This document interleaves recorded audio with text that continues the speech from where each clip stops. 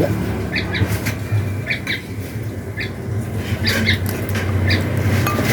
Mantap, mantap.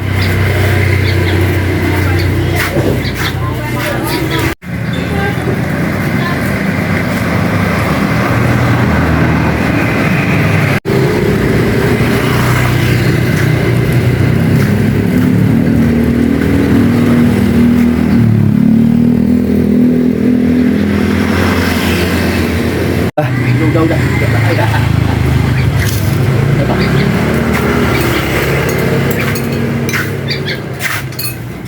Ini dapat kamu, dapat kamu. Pagi. Assalamualaikum warahmatullahi wabarakatuh. Saya Yudi Pramuko, tukang donat dari para YouTuber tertua di semesta. Sambil siap-siap pagi tadi untuk jualan bubur ayam, saya melihat dua video yang menghentak ya, dari Amin Rais Official dan kemudian dari official Rocky Gerung Official.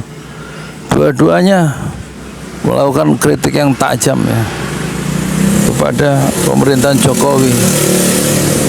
Pertama, Amin Rais, dia baru mengunjungi Gus Nur ya di penjara bersama istrinya, dan Rocky Gerung menyoroti beban Prabowo itu luar biasa berat karena warisan buruk dari Jokowi.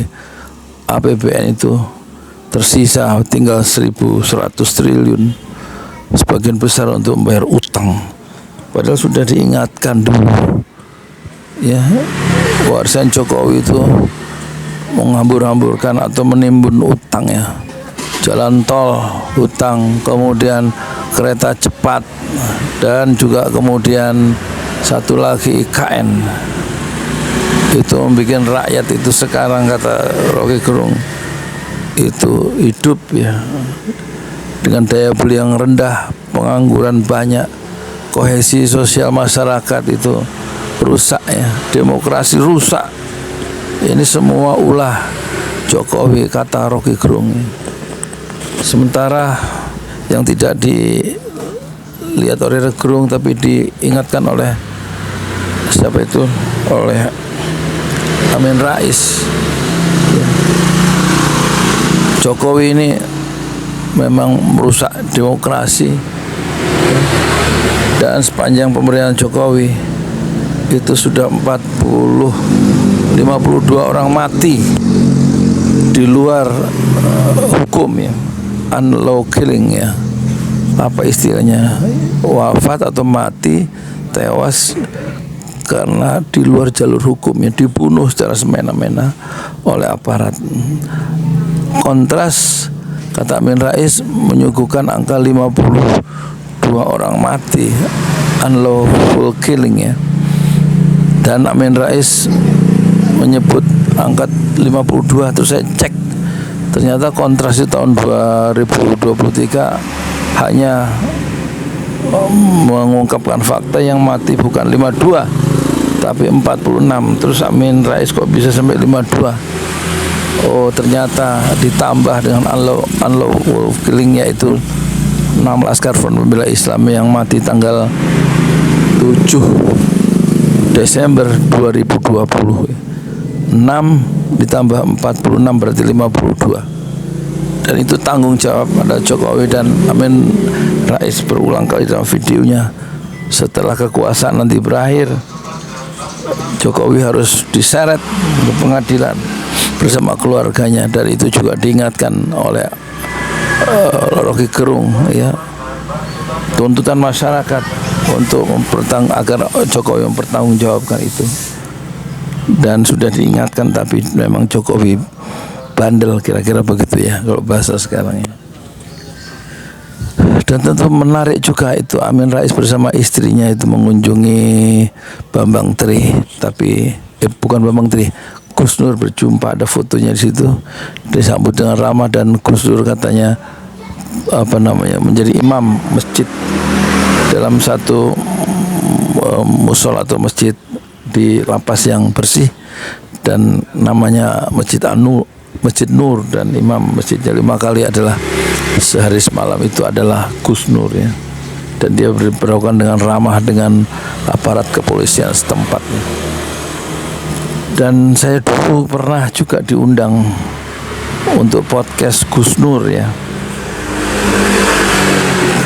Dan ditunggu kedatangan saya di Malang, dan saya kemudian beli pesan online 400.000 ongkos bis ke Malang dari Parung.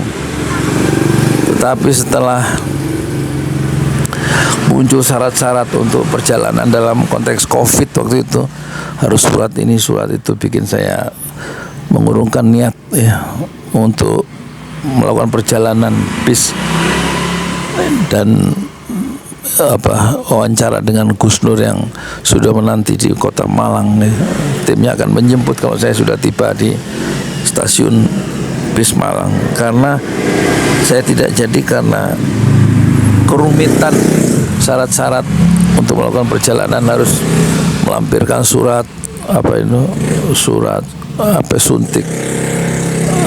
suntik COVID dan lain-lain. Sampai sekarang kan saya nggak mau disuntik COVID itu, ya, yang pertama kayak yang kedua kayak yang ketiga ya. Jadi saya dulu pernah ya hampir berjumpa dengan Gus Nur. Moga-moga ya satu saat saya akan berbincang-bincang dengan Gus Nur ya di podcastnya, mungkin begitu ya. Sekarang COVID sudah berlalu, moga-moga masih ada umur panjang bisa berjumpa dengan Gus Nur yang menurut Amin Rais pemberani, mengkritik kekuasaan, sebagaimana Bambang Tri ya berani menulis buku Jokowi Undercover 1 dan 2 dengan penuh keberanian. Dan dua orang berani itu dua-duanya mendapatkan kezoliman di zaman Jokowi. Di samping 6 laskar Front Pembela Islam dan juga 42 orang yang dibunuh oleh aparat selama pemerintahan Jokowi, ini semua harus dipertanggungjawabkan, di samping kerusakan ekonomi, kerusakan keadilan sosial, kerusakan kohesi sosial, sebagaimana disitir oleh Rocky Gerung ya. Dan tentu Prabowo tidak meneruskan kerusakan, tidak melanjutkan kerusakan yang diciptakan oleh Jokowi selama 5 tahun terakhir. Ya moga-moga ini kita cukup punya presiden seperti ini yang membuat kita semua susah ya, dibunuh, dipenjara, dan diperlakukan dengan semena-mena. Dan dengan konsisten Jokowi membela kelompoknya sendiri, membela keluarganya sendiri, dan membela oligarki, dan menyanyikan rakyat kebanyakan sambil meninggalkan hutang dan kerusakan demokrasi, ekonomi, dan politik. Assalamualaikum warahmatullahi wabarakatuh. Saya Yudi Pramuka, tukang donat dari para YouTuber tertua di semesta. Fasbir sabran jamilah, bersabarlah dengan kesabaran yang indah. Saya ada di warung bubur ayam ya,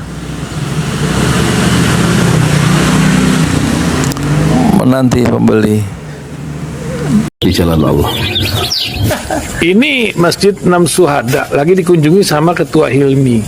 Modal awalnya berapa Pak Yudi Pramuko? 750.000. 750.000 rupiah aja. Jadi ini 500 jutaan nih barang. Sekarang udah habis 310. Masya Allah, tuh udah pakai keramik, plafonnya tinggal granit tuh kayak marmer tuh.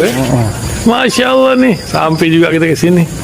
Masjid 6 Syuhada, ngapa namanya Masjid 6 Syuhada, Ya, Pak Yudi? kita mau mendokumentasikan perjuangan dakwahan nama anak muda pengawal Habib Rizik Syihab itu. Masya Allah. Yang dibunuh sama orang jahat di kilometer 50. Kilometer 50 ya. Itu kan simbol memperjuangkan dakwah itu kita harus memberikan segalanya untuk Islam kan ya. Untuk Masya dakwah Islam. Allah. Dan nama anak muda itulah yang sudah memberikan segalanya untuk Islam. Masya Allah. Kita Apa nanti nama pemuda itu ada juga di sini, mungkin diterahkan? Mungkin namanya 6 Syuhada. 6 Syuhada ya. itu, 6 Syuhada dipasang di sini, 6 Syuhada. Bip Ali, apa yang dikomentarin dari ini semua, Bip Ali? Masya Allah, luar biasa. Dari uang 700.000, kalau pengen ternyata bisa. Bisa. Allah kirim. Tuh, bisa. Ya, dengan Masya. dengan masuk satu gang kecil, tapi Bapak ini luar biasa. Kecil tuh. Oh, Masya Allah ya. Satu call aja. Masya Allah. Perjuangan Pak Yudi Pramuko, YouTuber sejagat paling tua. Tertua di semesta. Tertua di semesta. Masya Allah. Tukang donat. Tukang donat. Tukang donat dari Paru. Ini saya laporkan dari lapangan ini, langsung dari Masjid Anam Syuhada. Masya Allah. Dan ini dia. Dalam lihat ah. Tuh lihat tuh masjidnya. Tuh imamnya situ tuh. Malam-malam lagi kita. Masya Allah. Masih kurang nih. Atapnya katanya transfer aja. Masjid Anam Syuhada sebentar lagi selesai. Dinding lubang angin sebagian sudah terpasang, lantai 2 dan kemudian plafon termasuk lantai bukan keramik, granit 150 dus bersama tiang-tiang yang ada 16 setinggi 4,5 meter. Kemudian finishing terakhir adalah tangga menjebol atap ya, lantai pertama untuk masuk ke lantai 2. Inilah Masjid Anam Syuhada. 2,5 tahun lalu dimulai pada 2 Agustus hari Senin 2021. Tinggal sedikit lagi insya Allah, dan lantainya dari keramik, bukan keramik, granit sudah diresmikan lantai pertama. Nanti lantai kedua lewat sini tangganya jebol untuk masuk ke lantai 2. Inilah Masjid Anam Syuhada yang sangat megah karena dari bahan-bahan pilihan, kualitas nomor 1.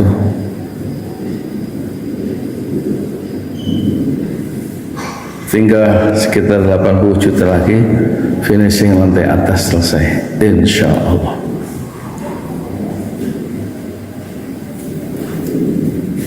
Ya, inilah Masjid Anam Syuhada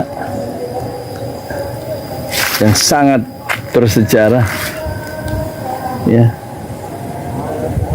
dalam sejarah dakwah Indonesia modern, insya Allah, karena ini dibangun dalam konteks kezaliman rejim penguasa yang sudah membunuh 6 santri dari front pembela Islam, dan kita abadikan pengorbanan dan perjuangan dakwah mereka sehingga kita sebut namanya Masjid Anam Syuhada. Mereka mengawal perjalanan dakwah gurunya Habib Rizik Syihab, dan mereka dicegat oleh orang-orang jahat di kilometer 50. Saya Yudi Pramuko, tukang donat dari Parung Juber, tertua di semesta fasbir sabrun jamil. Bersabarlah dengan kesabaran yang indah. Assalamualaikum warahmatullahi wabarakatuh.